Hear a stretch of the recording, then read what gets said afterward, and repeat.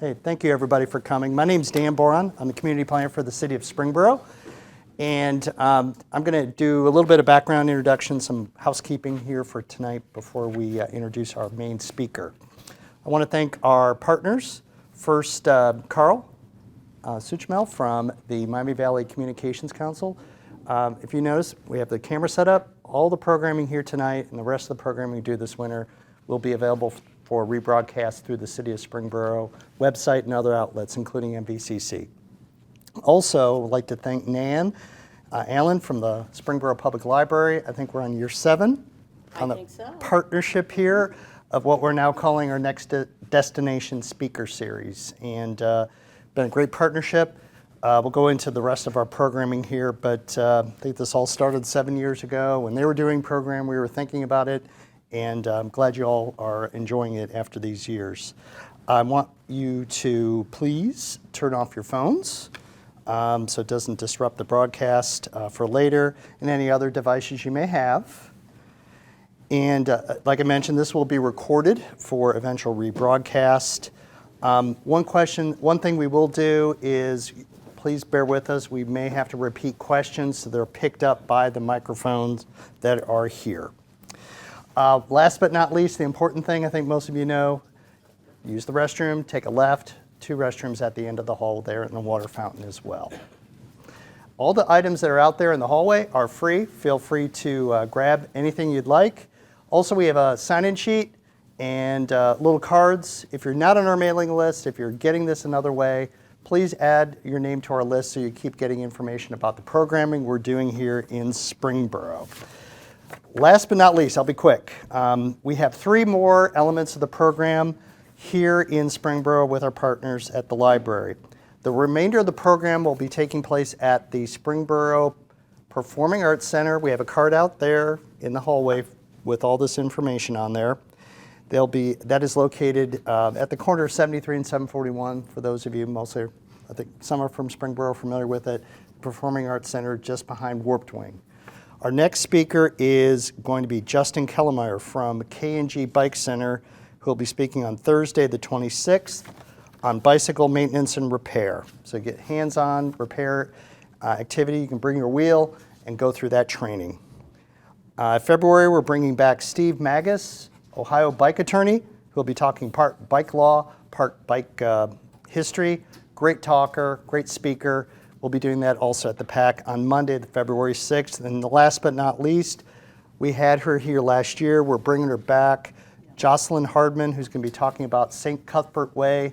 She did a great talk about the Camino de Santiago. She's going to be back talking about her hike in Scotland and England. And that'll be on Monday, February 20th to round up the program. All the programming, 6:30, start, 1 hour, plenty of time for questions and answers. I am going to now turn it over to Nan. Tonight, we're going to take a 350-mile journey to the southernmost peak of the Appalachian Mountains in Alabama to the Blue Ridge Mountains in northern Georgia with Andy Niekamp on the Pinhoti Trail. The Pinhoti Trail winds through diverse terrain of scenic views, rock gardens, forested mountaintops, and multiple water crossings. It is often overlooked as a hiking destination because it is not well known and has some tough miles of road walking. The Pinhoti connects with the Appalachian Trail via the Benton-McKay Trail, and there has been a controversial effort to make this part of the Appalachian Trail. Please join me in welcoming Andy Niekamp.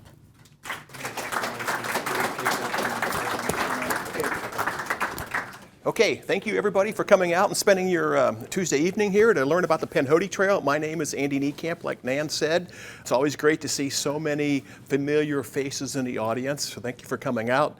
I always like to start my programs with how many people have heard about the Pinhoti Trail. All right, a few people have. Good, that's more than I thought. So there's a map of the Pinhoti Trail. The Pinhoti Trail is in Alabama, and it's in Georgia.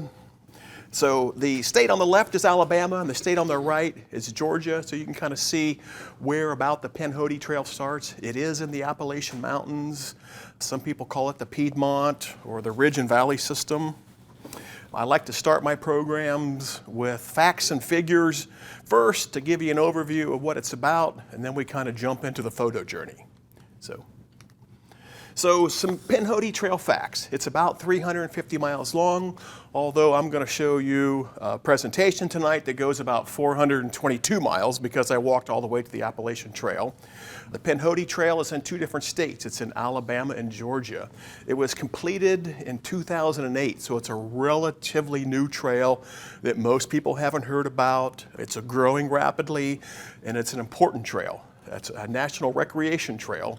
The highest elevation is about 3,164 feet at Buddy Cove Mountain, and the lowest elevation is 545 feet. To put that into perspective, we're much higher than 545 feet right now here in Springboro, Ohio. So it goes through primarily the Talladega National Forest in Alabama and the Cherokee National Forest in Georgia. It also goes through state parks, state forests, and state game lands. And what makes the Pinhoti Trail somewhat tough is there's about 70 miles of road walking, and that's about 1/5 of the journey is on roads. Now, not all of those roads are paved. Some of them are forest roads, they're dirt roads, but the Pinhoti Trail is known for some tough road walks. The southern terminus of the Pinhoti Trail is on Flag Mountain in Alabama. And its claim is that's where the Appalachian Mountains begin, because that is the southernmost peak in the Appalachian Range that is 1,000 feet above sea level. You go further south from Flag Mountain, the peaks don't hit 1,000 feet above sea level. That's kind of an arbitrary number because the mountains right south of it look exactly like the ones right there, but somebody came up with that number and called that Flag Mountain the southern terminus. The northern terminus is at the Benton-MacKaye Trail, or Benton-MacKaye Trail, along Jacks Creek in Georgia. And there's also a trail called the Benton-MacKaye Trail. And the Pinhoti Trail connects to the Appalachian Trail via the Benton-MacKaye Trail. It's an additional 72 miles to Springer Mountain, which is the southern terminus of the Appalachian Trail. So this is kind of a close-up of that other map. The Pinhoti Trail is kind of that red trail on the left. The brown trail on the right is the Appalachian Trail, and the blue trail is the Benton-MacKaye or Benton-MacKaye Trail. So the Pinhoti Trail is also part of a route called the Eastern Continental Trail. And the Eastern Continental Trail runs 5,400 miles from Key West, Florida, all the way to Newfoundland in Canada. And as it makes its journey northward, it uses the Pinhoti Trail. So it's a very important trail for the connection of the Eastern Continental Trail. There is also a trail called the Great Eastern Trail. It's not completed, and it runs from Alabama to New York, and it's 1,600 miles long, and it uses part of the Pinhoti Trail for its path. And the Great Eastern Trail is kind of an alternative to the Appalachian Trail. That green line that you see on that map is the Appalachian Trail. If you look to the left or slightly west of that, that is the route of the Great Eastern Trail, or the GET. So navigating the Pinhoti Trail, well, it's marked with blue blazes in Alabama, and it's marked with white blazes in Georgia. So there's the Alabama Pinhoti Trail Association, there's the Georgia Pinhoti Trail Association, and they do things differently. So when you cross the state line, the blazes of the trail change. There are trail signs and markers, and there is a smartphone app. The brand of that is the Far Out Guides that all the hikers use. There's really no map that hikers use. The last map was printed about 10 years ago. It's out of date, and I didn't see anybody carrying it, and there's no guidebook. And so it's kind of this undiscovered trail, not a lot of information compared to other trails, say the Appalachian Trail or Pacific Crest Trail. You kind of just have to figure a lot of it out when you're out there. So this is how the Pinhoti Trail is marked. Pinhoti means turkey home in Native American language. So Pinhoti means turkey home, and their marker for their trail is actually a turkey foot, and not a turkey track, a turkey foot. So kind of an animal part. So I've seen a lot of trails marked with different ways, but none of them with an animal part before. So through hiking the Pinhoti Trail. When you want to through hike the Pinhoti Trail, it's 350 miles long. It's not one of the longest trails around. The season for hiking the Pinhoti is generally October through April, and the reason for that is Alabama and Georgia can be quite hot in the summertime. It can be quite humid in the summertime. So even shuttle drivers down there don't like to shuttle in the summertime. It's their off season, as people get into trouble down there climbing the mountains on a hot day. So starting in late September, early October. There are shelters and campsites. Most of the shelters are in Alabama. There's ample nearby towns for resupply, and the locals are very, very friendly. It's kind of like if you were able to hike on the Appalachian Trail, say 40 or 50 years ago, when there weren't the crowds on the Appalachian Trail, and you wandered into town and people were amazed that you were doing this. Now today on the Appalachian Trail, you go into town and you're one of 10 or 20 hikers that come into town. Everybody knows what you're doing. You're nothing special. But on the Pinhoti, people are genuinely interested in your journey and ask you questions and help you along the way. The people of Alabama and the people of Georgia were very nice, very accommodating. There's 2 hostels, maybe 3, depending on how you classify them. And the geology is the Piedmont in Alabama. Piedmont basically means foot mountain or foothills, and the ridge and valley system is a geological province that the trail goes through closer to Alabama and the Georgia border. So a little bit about my Pinhoti Trail hike. I went northbound. So I started in south at Flag Mountain and I went north. I started on April 4th of last year and I finished May 1st. I continued on another 72 miles to Springboro Mountain and finished on May 5th. And I put in there that I camped on Springboro Mountain because that was a big deal to me. I'd hiked the entire Appalachian Trail end to end 5 times. I've been to Springboro Mountain 5 times, but I was always ending a hike or starting a hike at Springboro Mountain, and I never got a chance to camp on Springboro Mountain. So it was kind of nice for me to end the day and camp on Springboro Mountain. So I took about 4 0 days, and a 0 day is kind of a rest day in hiker lingo. It means that we do 0 miles. So when I was hiking, I was averaging about 16 miles a day. And I used resupply boxes and kind of resupplied along the way. So that's kind of some facts and figures about the Pinhoti Trail. Let's start with the photo journey here. So this is my car packed with resupply boxes. I was driving to Georgia to leave my car there. And I learned long ago when you mail resupply boxes, if you're going to mail resupply boxes to Georgia and you're driving to Georgia, you might as well take the boxes to Georgia and mail them from Georgia. There's a lot less handling and you pay a lot less postage. So I was able to take my resupply boxes down there, less movement through the postal system, less probability of getting lost or damaged. So that's what it looked like when I was leaving town. And this is a picture of me at the southern terminus of the Pinhoti Trail. This is actually on state lands. This is where hikers begin their northbound journey. And this was the first blue blaze. I'm in Alabama, it's blaze blue. This is the first blue blaze of the Pinhoti Trail. And shortly on the trail, there's a little register box there. And this is an opportunity for hikers to sign in their name. I don't tend to write much. I just put Captain Blue, Nobo, Dayton, Ohio. I happened to notice a hiker also signed in above me named Firefly. And I looked back in the pages of I like to flip through it, kind of see who started when. And I flipped back to March 1st, and lo and behold, Tag Along Karen Power had signed in on the same thing. She was there with a group of 3 people doing a section of the Pinhoti Trail, so that's where she signed in as Tag Along from Fairborn, Ohio. And this is a picture of me at the, quote, beginning of the Appalachians. Once again, it was kind of the arbitrary 1,000 feet above sea level makes it the beginning of the Appalachian Mountains.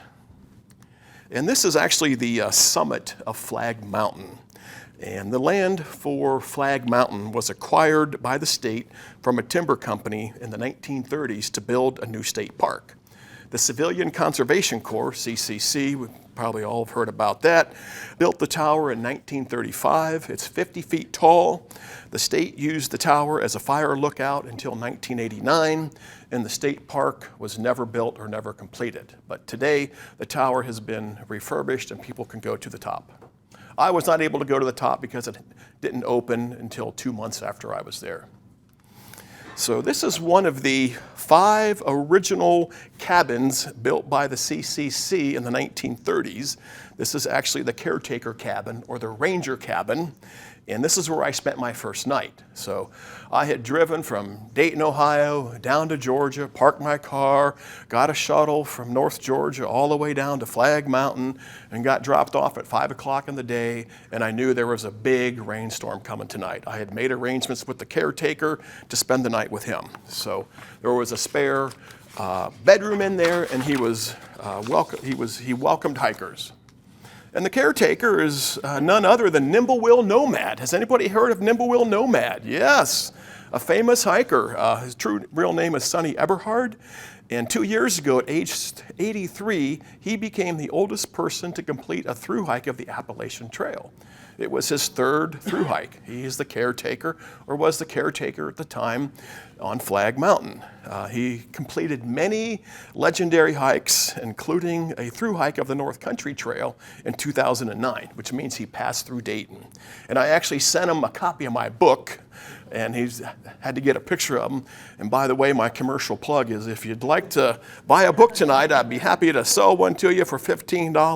Nimblewheel Nomad recommends it. So I was fortunate. I got to spend the evening with the trail legend. I got to spend all next morning because it was pouring down rain. We talked about all kinds of things, the effort to extend the Appalachian Trail into Georgia. We talked about his hike on the Buckeye Trail when he was doing the North Country Trail, and it's just a real treasure. And of course, everybody that visits Nimblewheel Nomad has to get a selfie with him.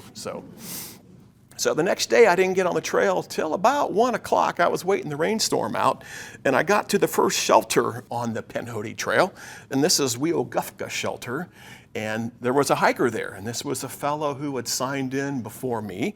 His trail name is Firefly, and he spent a rainy night in the shelter.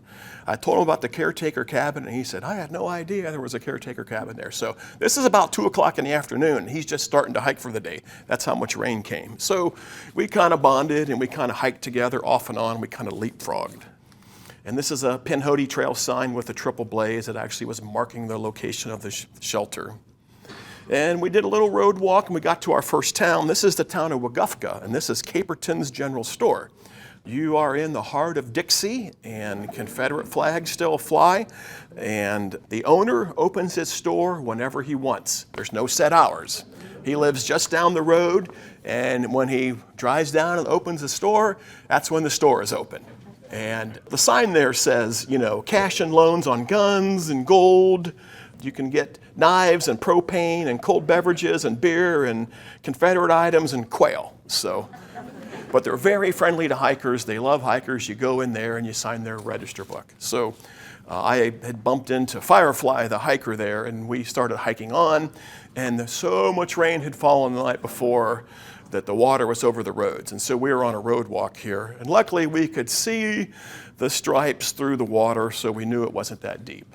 And here's a picture of Firefly in the water. So he was not so sure about walking through water. I had done the Florida Trail. When you hike the Florida Trail, you're in water all the time. You're no stranger to it. You just embrace it and do it. If you notice, he doesn't have any trekking poles there. He hiked without trekking poles. So our creek crossings were not over. We had many more creek crossings to do. The water was up quite a bit, and I usually led the way for Firefly just to show him that it could be done. So this is more flooded creeks to cross once we got back into the woods. So Firefly thought the water was going a little too fast, so I lent him my poles. So when he crossed, he decided maybe hiking poles were something you might want to need. And this is kind of the creek valley that we were walking in, and we just had to cross back and forth on this creek. So this is heading towards Terrapin Hill. This was a road walk. This particular person lived on the road walk of the Pinhoti Trail and painted his mailbox that way. It was kind of early in the hike, so most hikers don't really need anything, but he is there in case somebody needs help. And you see all kinds of things on the road walks. This was a discarded syringe. Who knows what was in it, but all kinds of things. And this is the Pinhoti Outdoor Center. This is actually one of the hostels on the Pinhoti Trail. And it's kind of in the middle of nowhere, but the people that run it are very nice. They come pick you up from the trail. They drive you to it. There's food delivery there. They'll slack pack you. They'll shuttle you. These were actually the people that picked me up in North Georgia and drove me to Flag Mountain. So now I'm in the Talladega National Forest, and you can kind of see that in early April, even in Alabama, spring has not fully sprung yet. And as you watch as my journey goes northward, you'll see spring kind of springing out. So This is Sage Gap Road on the ridge right before Bulls Gap. There were lots of spiderwort, so very beautiful. And this is Sherman Cliffs in the Talladega National Forest. This is Horn Mountain Lookout Tower in the distance. The trail does not go up there. It kind of skirts it, but you do get a chance to see it. And this is the view on the way to Porter's Gap. And if you've hiked the Pinhoti Trail before, some of those names sound familiar, like Porter's Gap. So this is me fording Dry Creek. It's totally misnomer. It's never dry. It's always flowing really fast, but that is Dry Creek. And I finally made it to Porter's Gap. Porter's Gap is really easy access to Talladega, and I wasn't planning on going into the town of Talladega yet. However, it was a cold and windy day, and I'd already spent a cold and windy night the night before, and the hostel people are very accommodating, so I had cell service on the mountain, and I said, hey, would you be able to pick me up and get me into town for the night? And they're like, sure, we'll be there whenever you want to. So this is their hostel. It's next to an old farmhouse. It's actually in town. So the hostel is a separate building. I was the only one there that night. It's called the Next Step Hostel. Probably a little better hostel than the Pinhoti Outdoor Center in terms of having access to town, because you could walk right out of the hostel and have town services there. They don't charge to stay there. They will take donations. They even discourage donations. They don't even really want you to pay them for shuttle fees either, to and from the trail. So very, very friendly people. They are some of the leading proponents of extending the Appalachian Trail into Alabama, which is quite controversial. This is a beautiful pine forest walk on the way to Adams Gap. And this is a view that I had after the climb out of Claremont Gap. And this is a rocky section of trail between Claremont and Adams Gap. Pinhoti Trail is known to be quite rocky. If you've hiked on the Appalachian Trail in New Hampshire or Maine, this is nothing. But when this is the rockiest section of the trail, people make note of it and complain about it and say, boy, wasn't that rough. But it's really not that bad. And then I enter the Cheaha Wilderness, and I'm pronouncing a lot of these names wrong. I call it Cheaha because that's kind of how it's written. The locals will pronounce it differently, and it's actually a Native American term, and they pronounce it a whole different way. So the trail's a little rough going in here because it is a wilderness area, and management practices are much different. When trees fall down, people cannot use chainsaws to clear the trees. They have to use hand saws because in a wilderness area, no motors of any kind are there. The blazes are few and far between. It's just the wilderness was meant to look and feel wild. So it's a little difficult following the trail in a lot of that rocky area. So this is aircraft wreckage near McDill Point in Cheaha State Park. And another piece of aircraft wreckage here, but in January of 1971, a Piper aircraft flying under visual flight rules in adverse weather slammed into Cheaha Mountain.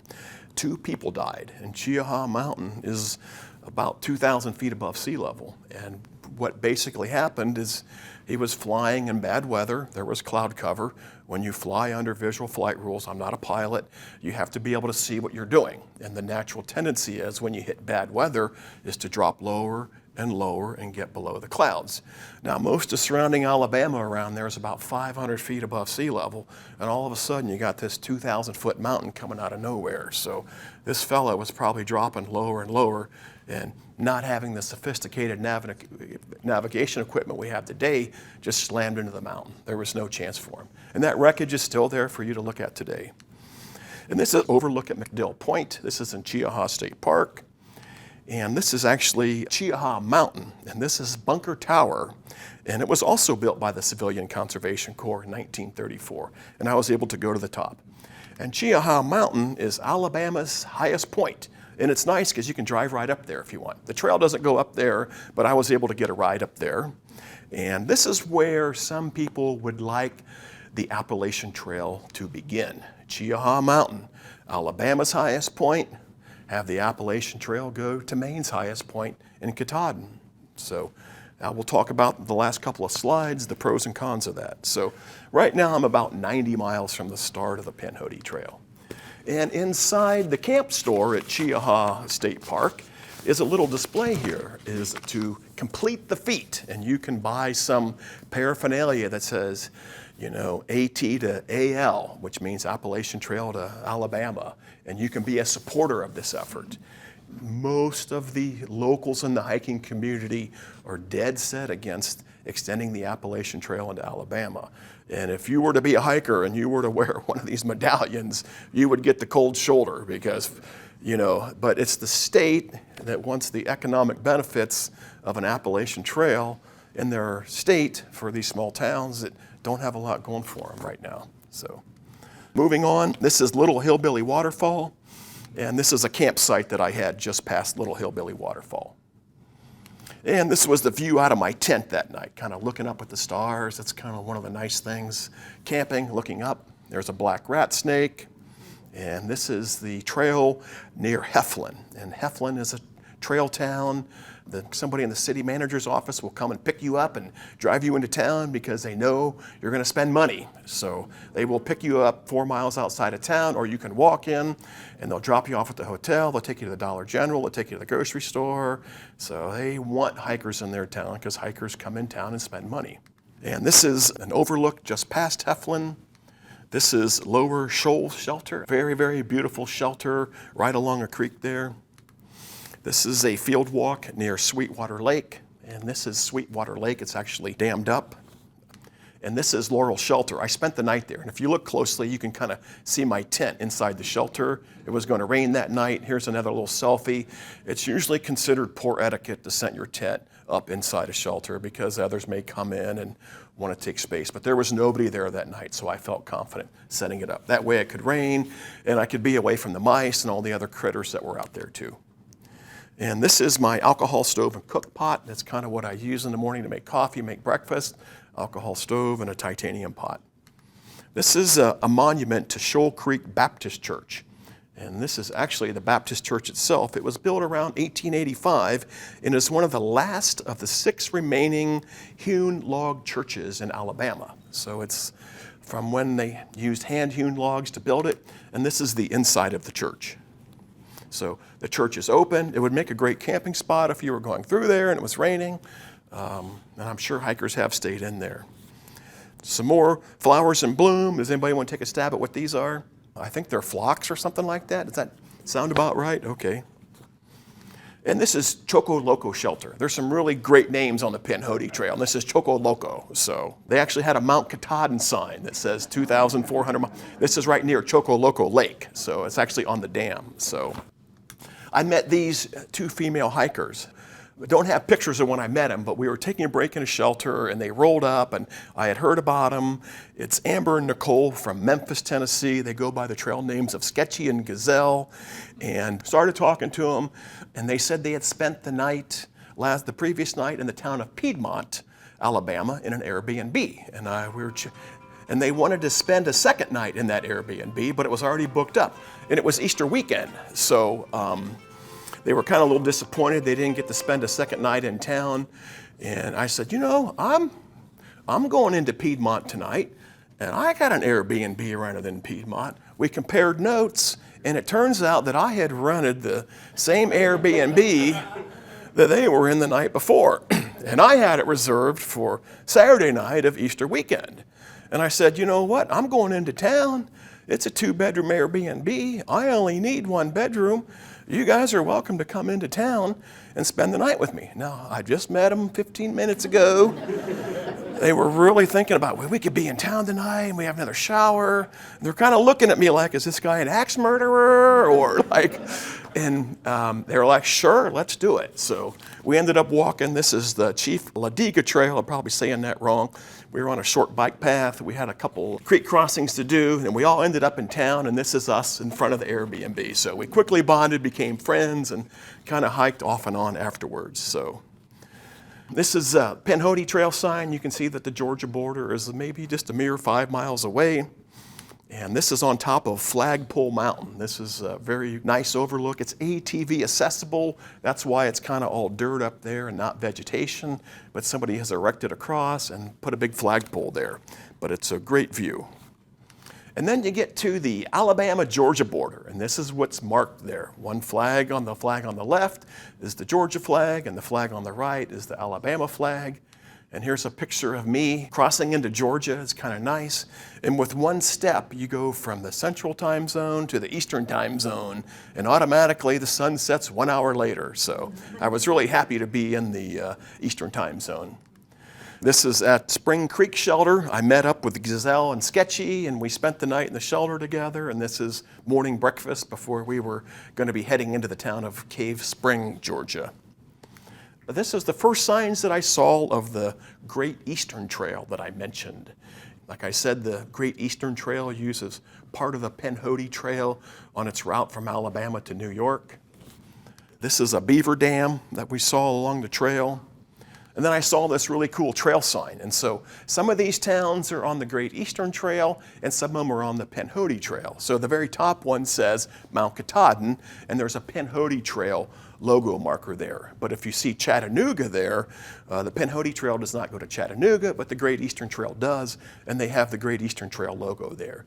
In Bradford, New York, if you can see that, that's the northern terminus of the Great Eastern Trail in Bradford, New York. So it was kind of a cool sign here.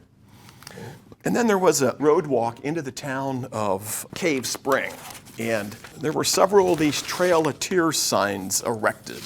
And some of you might have learned about the Trail of Tears, but in the 1830s, the Cherokee Indians and other tribes living in Tennessee, Alabama, and Georgia were forcefully relocated to Oklahoma. They were forced to leave their homes and walk hundreds of miles.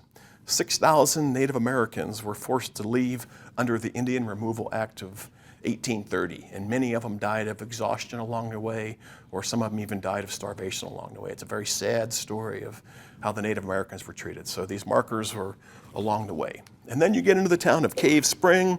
Cave Spring is a delightful town, and this is the actual cave spring itself. There is actually water coming out of the hillside, out of a cave, and it's a great hiker town because it's compact.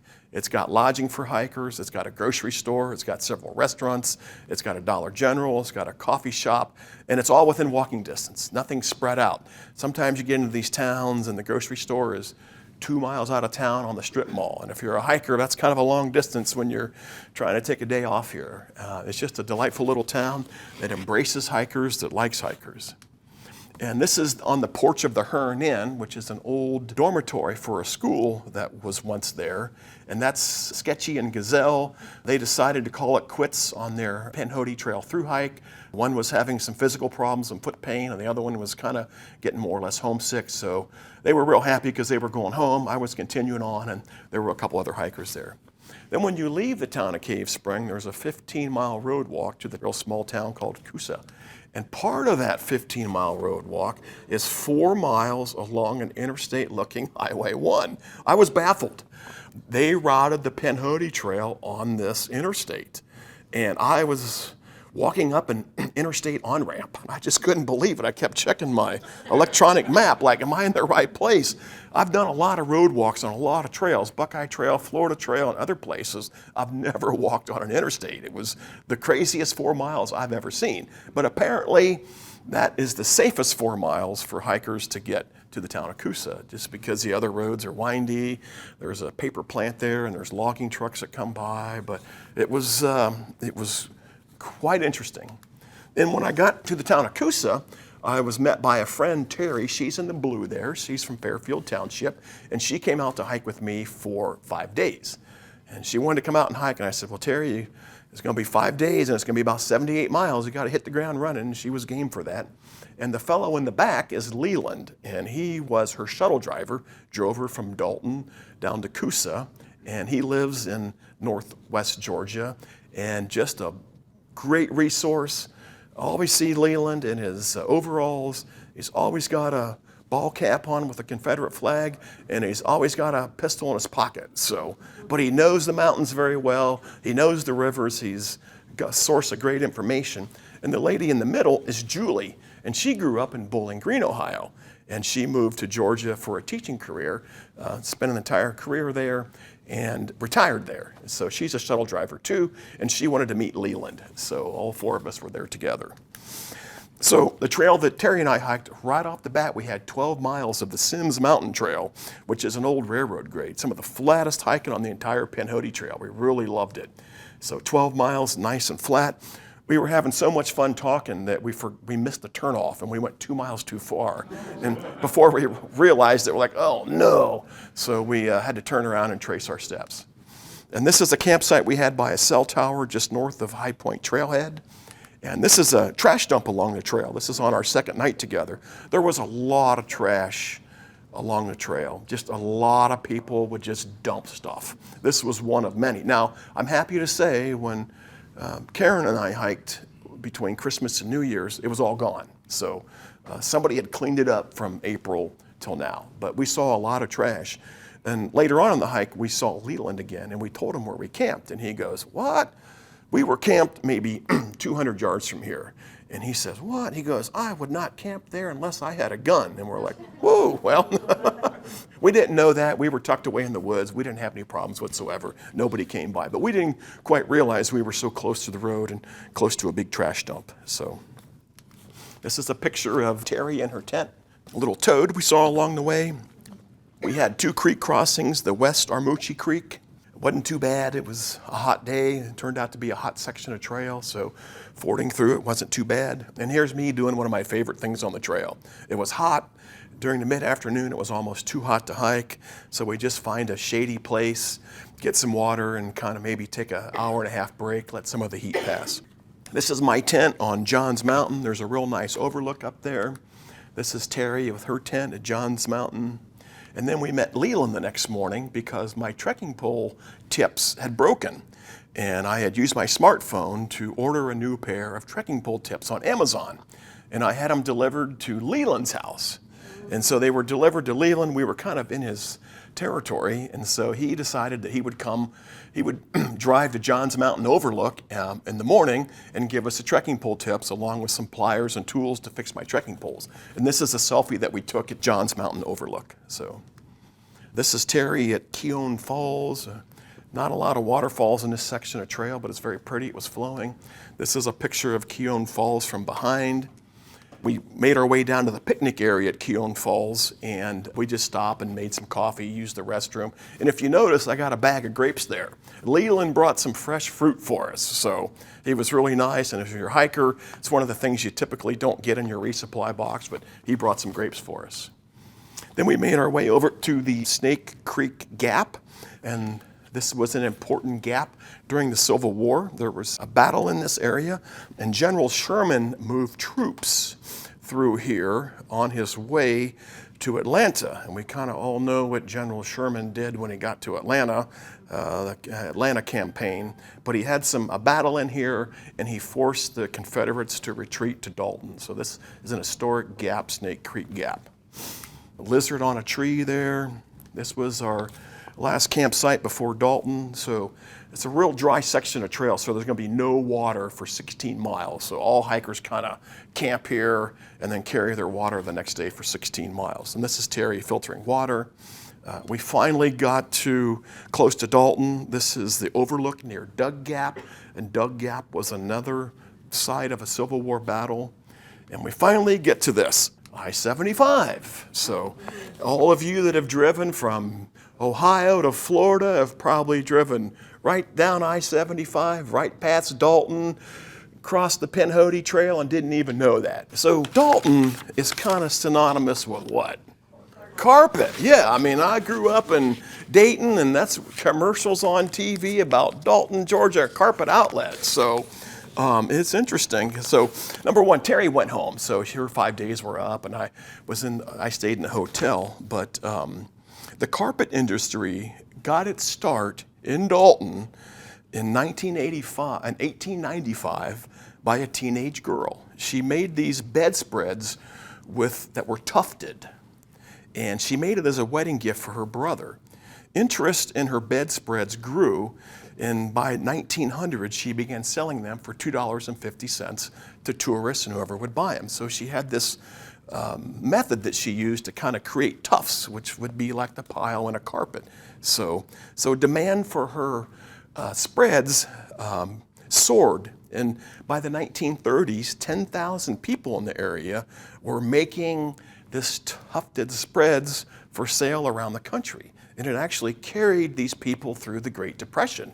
There was something they could do, something they could sell to make money. So when a form of mechanized carpet making was developed after World War II, Dalton became the center of this carpet industry because all these people had this tufting skills. The skill set was there. So, and then the carpet industry was born. There was a ready pool of workers, and Dalton is often referred to as the carpet capital of the world. It's home to 150 carpet plants, and the industry employs more than 30,000 people. And their claim is more than 90% of the functional carpet produced in the world is made within a 65-mile radius of Dalton. So it really is the carpet capital. And it all started by a teenage girl in 1895. So now when you're hiking into Dalton on the ridge, you can look down and you can just see all these carpet plants. They're huge. I mean, they're just these huge buildings down in the valley. So now when you get into Dalton, there is a 27-mile road walk. That's because there's a great valley there. It's a valley that's flat. That's why I-75 goes through there. Farming is there. The land is valuable. There's no parks there. So hikers have to walk through this great valley over to the Blue Ridge. So you end up on 27 miles of paved trail. And you can see the Pinhoti Trail marker and another Pinhoti Trail sign. And you finally get over to Dennis Mill Trailhead. And this sign says, the Pinhoti enters the Blue Ridge Mountains here. So you're basically at the start of the Blue Ridge Mountain. And the Blue Ridge, we've all heard of the Blue Ridge Mountains. It starts in northern Georgia, and the Blue Ridge goes all the way to Pennsylvania. It's 550 miles long. When you're an Appalachian Trail hiker, you hike on it for the first 900 miles of your trail. So this is a picture from the overlook at Highway 52, and trail sign here. You can see the Pinhoti Trail markers here. And this particular section of trail is open to mountain bikers. And I want to zoom in on the bottom two icons there. The bottom two are kind of unofficial. So do you know what these are? So the first one, this basically says internal combustion cyclists. They don't want e-bikes on their trails. They're kind of these hardcore purists. But you know what it means by no shuttlecocks? I had to look this one up. So the shuttlecock is the birdie and the badminton. Well, this refers to people who get driven in a car to the top of the mountain and ride their mountain bike all the way down the mountain. They want you to be hardcore, and they want you to ride up, turn around, and then ride down. So this is kind of like, you know, so kind of tongue-in-cheek there. So this is a campsite I had on Turkey Mountain. And there's a trail sign here with Genet poplar. This is the Genet poplar tree. It's the second largest tree in Georgia. It's 20 feet in circumference. It stands 100 feet high, and it's perhaps 500 years old. And this is my last campsite on the Pinhoti Trail. Once again, I'm going to hike all the way to the Appalachian Trail. It was a foggy morning. I forded Jack's Creek, and I got to the Pinhoti Trail northern terminus, and it was the most anticlimactic terminus I'd ever been to. It's not high, it's on a creek valley, and I walked around like, this is it, this really has to be it, but it wasn't. It ends at a creek by another trail, so got my picture taken to it. I continued on the Benton-MacKaye Trail. The Benton-MacKaye Trail links to the Appalachian Trail. The Benton-MacKaye Trail is 282 miles. And Benton-MacKaye is known as the father or the originator of the Appalachian Trail. He presented an idea for an Appalachian Trail in 1921. And so this trail is named for him. And that's where the Benton-MacKaye Trail goes. That's a map of it. The Appalachian Trail would be to the east or to the right of it. This is a view that I had past Hatley Gap, and there's a Benton-MacKaye Trail marker. The flame azaleas were in bloom. They were very beautiful. Now, once again, I'm on this 70-mile section on the Benton-MacKaye Trail linking to the Appalachian Trail. This is a shelter on the Benton-MacKaye Trail. More flowers in bloom. I believe these are lady slippers. And along the Toccoa River, there was a little free library here, and also trail magic. So you can see some oranges in there and some food. I was fresh with resupply. I didn't quite need it. This is a spring box, or would have been a spring house once upon a time, where I was able to get some water from my campsite. Very good water. This is the Toccoa River, and this is the bridge over the Toccoa River. And there's a lot of wild boars. And I saw wild boars on 2 different occasions, and I managed to get this photo. This is the best photo I was able to get. Because you know, when you see wild boars out there, they are gone. They see you, they hear you, and they run away. But I was able to get this picture. So what does this look like? Spent ammo casings. These are actually blanks. Army Rangers from nearby Camp Merrill train in this area. This is where they go to learn some mountain warfare, and they generally are known for their night maneuvers. So if you camp in this area, likely you might see Army Rangers on training maneuvers, and you might hear automatic weapon fire. Now they're just training with blanks, but it's a little unnerving to some of the hikers, and it's a little unnerving to see a group of Army Rangers come through your campsite. Now they're under orders not to bother the hikers, but a lot of hikers don't really know what's going on. And this is Long Creek Falls. This is actually on the Appalachian Trail. I connected up to the Appalachian Trail. Like I said, I'd hiked the whole Appalachian Trail 5 times. I'd been here before. I'm just a few miles away now from Springer Mountain. This is the Benton Mackay marker, which is a diamond with the white blaze of the Appalachian Trail. Saw the familiar Appalachian Trail sign. And one thing I noticed, I'm on the BMT, or the Benton Mackay Trail. It's a narrow trail. I don't see anybody. I go a couple days at a time before I see anybody. And all of a sudden, I get on the Appalachian Trail, and I see 10 people in 1 hour. You know, it goes from being a lesser-known trail to one of the most popular trails. And this is in early May, when most of the through hikers are already through. So I made it to the summit of Springer Mountain. This is the plaque on Springer Mountain. This is me by there. This is the first white blaze that a northbound hiker will encounter. This is the shelter on Springer Mountain. I actually, like I said earlier, I camped there. It was a real delight. The campsite is so big that they have this map here. There's pods everywhere. There were a lot of people there, I thought, for early May. And I had planned to hike down the approach trail to Amicalola Falls, but I had a brother and a nephew in Atlanta, and they drove up to the mountain, and they snatched me off the mountain here. So, and just a couple of words about complete the feat. Should the Appalachian Trail be extended into Alabama? Yes or no? Well, this was the map that Benton Mackay proposed in 1921. And if you look at it closely, you can see some reaches down into Alabama. His vision was to kind of have it go from Alabama all the way to Maine, or almost to actually Mount Washington. And when the Appalachian Trail Conservancy was founded years later, they picked Georgia and Katahdin as the 2 points. So some of the reasons why is that it would finally realize Benton Mackay's dream. Like, hey, let's finally realize this guy's dream. Let's have the southern terminus move to Cheaha State Park. The northern terminus and the southern terminus have changed in the past. Springer Mountain wasn't always the southern terminus. It was on Mount Oglethorpe, and it got moved to Springer Mountain.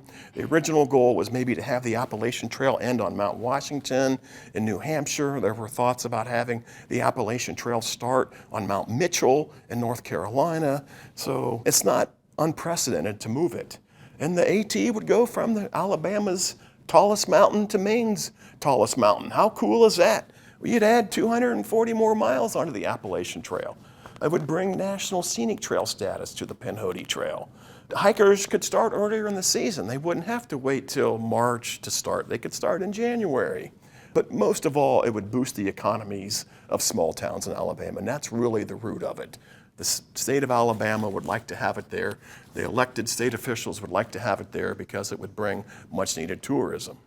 The people that say no is it's too many hikers too quick. Okay, imagine all of a sudden 40 hikers a day starting on the Pinhoti Trail. That's a lot of impacts. And I've seen over the years on the Appalachian Trails, hikers' numbers have increased, the impacts have increased. The trails have gotten wider, vegetation has gotten compacted. It's too many hikers too quick. Be damage to the trails. There's not enough campsites, there's not enough shelters, not enough resources. And there's a feeling that the Pinhoti Trail would get gobbled up by the Appalachian Trail and lose its identity. And a lot of the locals want to keep the Pinhoti. They want it to grow. They want you to come. But they want to grow organically. They want to grow little by little. They don't want to grow by leaps and bounds. They say it's not necessary because you can hike now from Bama to Baxter right now. You can start at Flag Mountain and go to Katahdin. People do that all the time. They start their Appalachian Trail hike either at Flag Mountain or Cheaha State Park. And a lot of them didn't want oversight of the federal government, including the National Park Service of the trail. Of course, a lot of it is on national forest land, so there is a bit of an oversight. But generally, the locals, the trail clubs, the Appalachian Conservancy are against it. And there's a change.org petition out there, and they try to beat down this effort. We'll see. In the end, it takes an act of Congress to amend the National Scenic Trails Act. We'll take the Senate, it'll take the House, and it'll take the President's signature to do it. And so that's what it'll take. So, and with that, I'll end with my final slide, me back at the Pinhoti Trail, northern terminus, and that concludes my program. Thank you very much.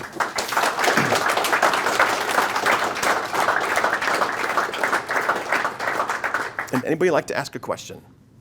Okay, so Chris asked like the average days between resupply. Resupply is very easy on the Pinhoti Trail. So you can probably go 3 days. I was planning 3 to 4 days, and there's ample towns and ample resupply. So resupply is not a problem on the Pinhoti Trail, unlike certain sections of the other trails. You can get to the towns. I mean, people give you rides for free.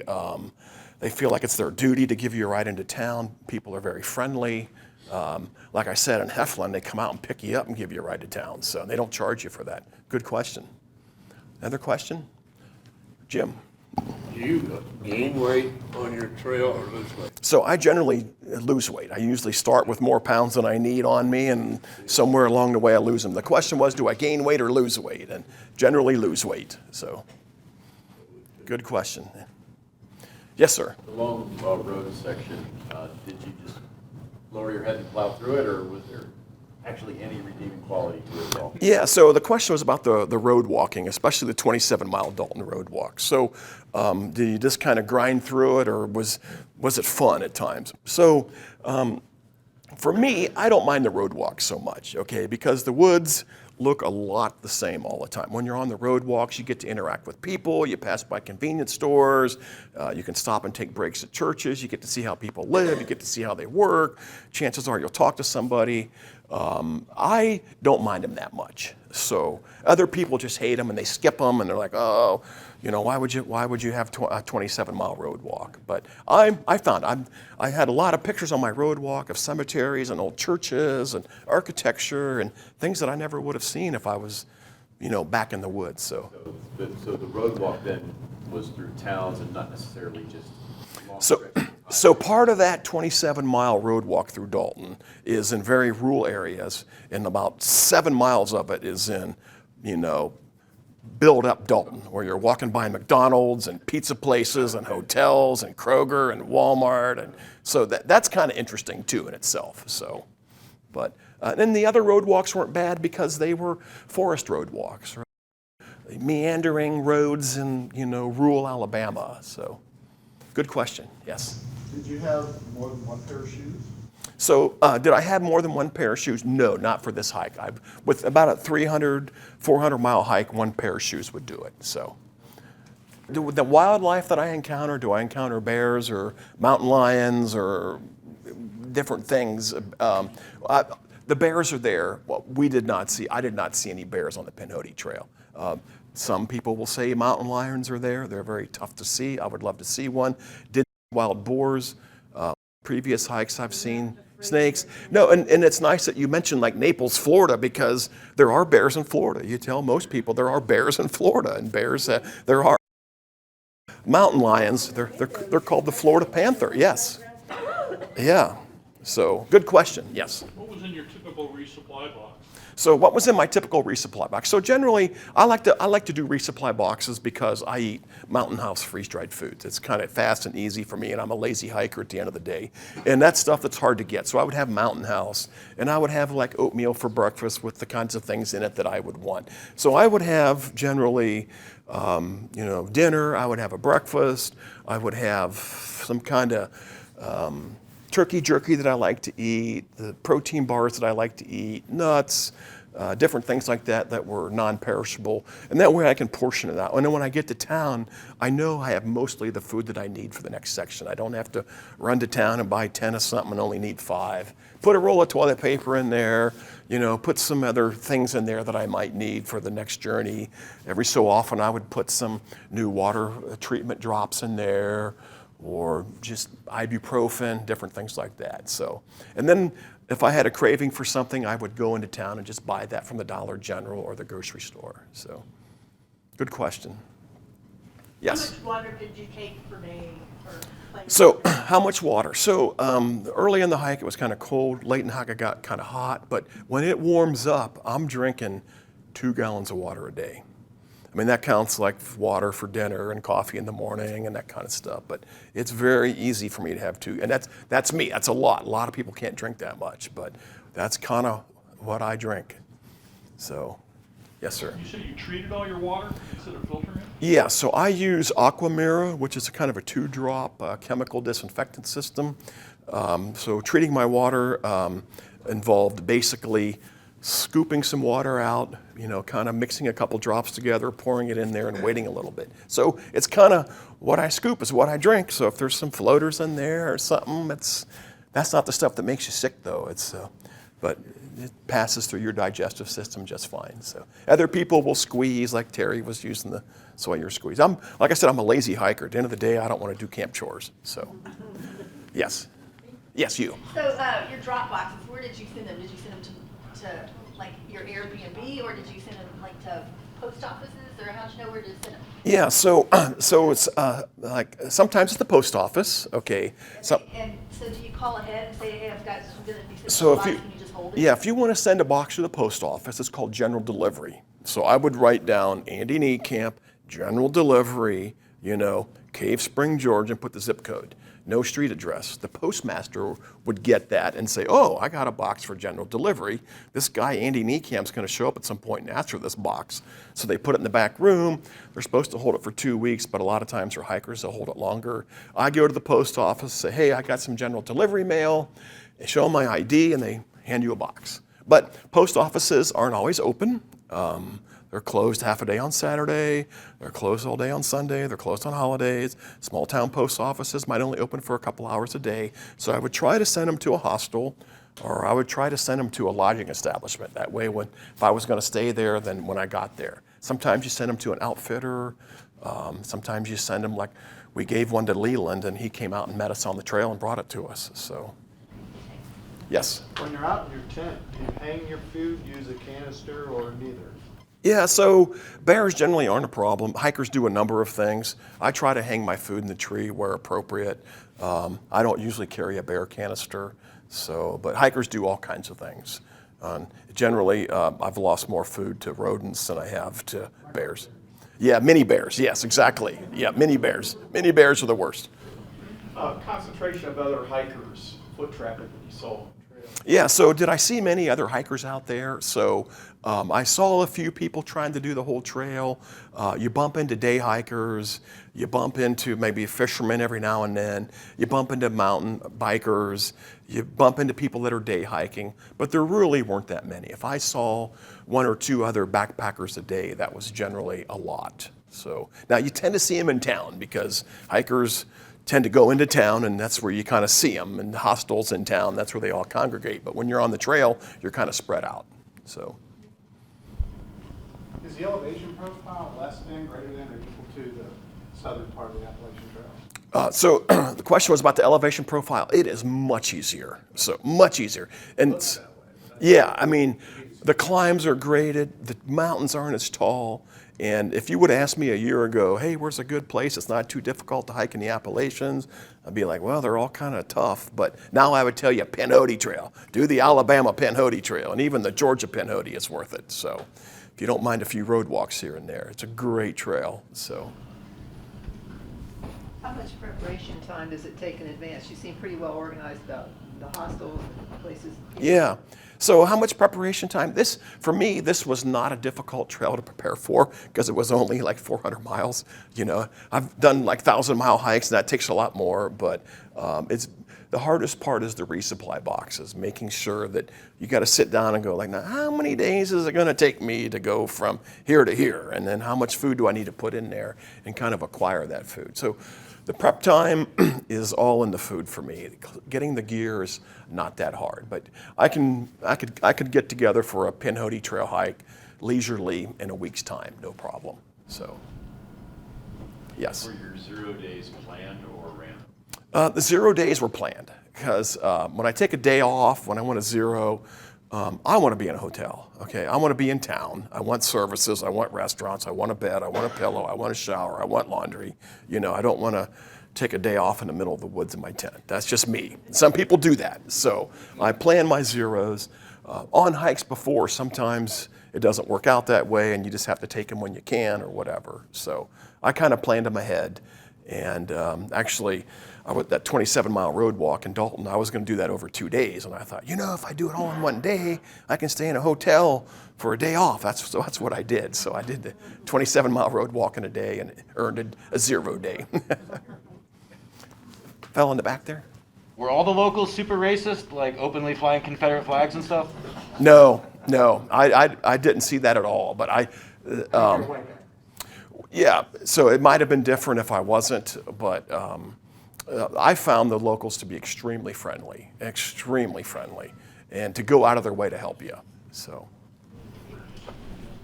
when you find your rides, you know, do you just ask people, and how do you find rides for going? Yeah, generally there. Sometimes, like today, there's Facebook groups for the Pinhoti Trail. You post out there, hey, I'm looking for a ride on Friday from Cheaha State Park, or you research in advance. There's trail angels out there, and they will say, yeah, I can help you out or whatever. Or if the regular shuttle driver for that area can't do it, they usually know somebody that will fill in for them. So was not difficult at all. But you got to hop in a car with a stranger, so that's just part of hiking. How do you charge your phone? So how do you charge my phone? Well, generally, every 3 or 4 days you go into town and just plug it in. And that's how long your phone will last if you have it, you know, in airplane mode and battery saver mode. Sometimes if you're on a road walk, you pass by a convenience store and you just plop down and plug it in an outside outlet or inside outlet. So let's go with one more question. So you get the final question. Are many people doing the YouTubing and letting those of us who might not get these opportunities to hear just pure nature without the sounds of highways? And I mean, I love hiking, but I would love to be brave enough to be out in the middle of nowhere and you don't hear 75 or. And right. So, like, are you even doing YouTubes? And yeah, so the question was about YouTube videos. So number one, you are brave enough to do it, so you can do it. So a lot of people do. There's a lot of people that YouTube. That seems to be the preferred way of sharing trail journeys these days, especially with people younger than me. So it's just everybody wants subscribers, everyone wants likes, and everybody wants to be like a YouTube star. So there are tons and tons of YouTubers out there. So with that, Dan? Can I ask, what is your next long trail adventure? Well, I always, what's my next long trail adventure? I really hate to say because then it kind of holds me to it a little bit. There's a camera on. This is going to live on forever. But if I can, I'm kind of looking at the Arizona Trail in the springtime, 800 miles from the Arizona-Mexico border to the Arizona-Utah border, through deserts, through mountains, and everything in between. So thank you very much. You've been a wonderful audience. Thank you.